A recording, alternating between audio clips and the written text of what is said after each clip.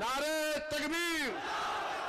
सीमांचल की जनता, सीमांचल की जनता, बहादुरगंज की जनता, मुझे इस बात की पूरी उम्मीद है कि 4 भाग गए थे अपना ईमान बेचकर,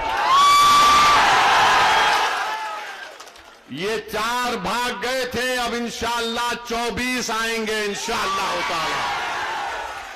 4 भागे तो 24 आएंगे, और जिन्होंने इनको भगाया हम तुमको भगाएंगे बिहार में इंशाअल्लाह ताला। महाराष्ट्र में शिवसेना के एमएलएस को तोड़ दिया शिंदे ने, तो सबने कहा जमहूरियत का खतल हो गया। कर्नाटका में बीजेपी ने कांग्रेस की हुकूमत को तोड़ा, तो सबने कहा जमहूरियत का खतल हो गया। मध्य प्रदेश में बीजेपी ने कांग्रेस के एमएलए को खरीद लिया, तो सबने कहा ये जमहूरियत का खतल हो गया। तुमने सीमांचल की जनता के ख्वाबों को चुकनाचूर किया। हमारी लड़ाई सीमांचल की थी और हमेशा रहेगी इंशाअल्लाह ताला। तुमने असदुद्दीन ओवैसी, अख्तर उल ईमान की पीठ कर खंजर नहीं घोंपा।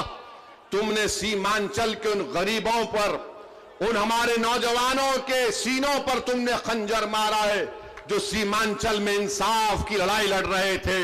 मगर याद रखो, ये 4 बुज़दिल थे, ये 4 जमीर फरोश थे। तो खरीदने वाला भी जमीर फरोश है, खरीदने वाला भी कमजोर है। अरे जो बिकने तैयार थे वो बिक गए, जो नहीं बिके वो तुम्हारे सामने खड़ा है।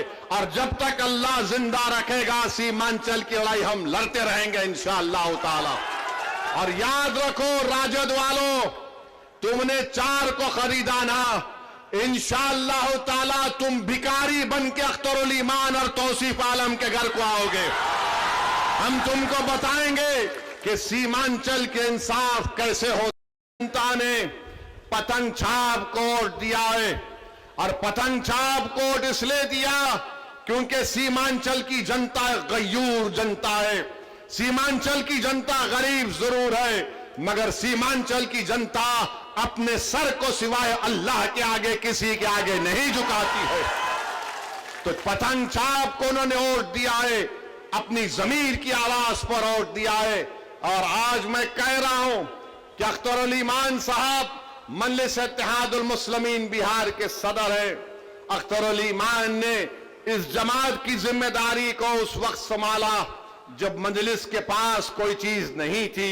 अख्तर उल ईमान की मेहनत और उनके साथियों की मेहनत ने मजलिस इत्तेहादुल मुस्लिमीन को किशनगंज से हमारा एक पहला एमएलए मुंतखब करवाया। पार्लियामेंट के इलेक्शन लड़े, 2 पार्लियामेंट के इलेक्शन लड़े, कामयाबी हमको नहीं मिली। हमारे हौसले पस्त नहीं हुए हैं। करीब 3 लाख के करीब हमको वोट मिले। असेंबली का इलेक्शन हुआ, आपने 5 एमएलए को कामयाब किया। आज फिर आपके सामने मजलिस इत्तेहादुल मुस्लिमीन आपके दरमियान में आकर कह रही है, आपको सीमांचल के इंसाफ के लिए पतंग छाप का साथ देना है, असदुद्दीन ओवैसी का साथ नहीं है। आपको सीमांचल के इंसाफ की लड़ाई मजलिस लड़ रही है। पतंग छाप ने जब से सीमांचल का नाम लिया, तो जो कल तक राजद वाले सीमांचल का नाम लेने से पीछे हटते थे, जो कल तक नीतीश कुमार की जबान पर सीमांचल का नाम नहीं आता था, मोदी इसको क्या कहते थे आप जानते इस इलाके को। आज पतंग छाप को आपने वोट दिया, तो मोदी, नीतीश और राजद के नेताओं के जबान पर सीमांचल आ गया। ये मजलिस की कामयाबी है जो आपने मजलिस के हक में वोट दिया था। तो मेरे अजीज दोस्तों और बुजुर्गों, अख्तर उल ईमान की क़यादत में मजलिस सीमांचल से लेकर बिहार के कोने कोने तक जा रही है, और मुझे यकीन है कि हमको कामयाबी मिलेगी। मैं उन तमाम से अपील कर रहा हूं जो आज बेजार हैं, तंग आ चुके हैं इस फिरका परस्ती को देखकर। मैं उन तमाम कायदीन से अपील कर रहा हूं जो किसी भी पार्टी में होंगे, मगर आज घुटन उनको महसूस होता है जब वो देखते हैं कि कैसे हमारी आंखों के सामने इस तरह के काले कानून को मना दिया गया।